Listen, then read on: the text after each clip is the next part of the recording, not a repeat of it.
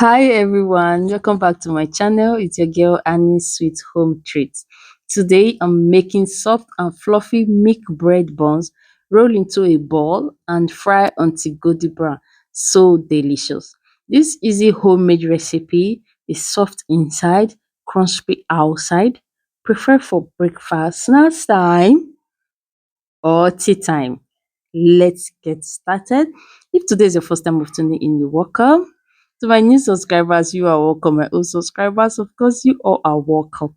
Please don't forget to watch to the end. So these are all the ingredients we'll be using. It's a simple ingredient.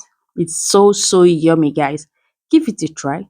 Drop your comment below and like.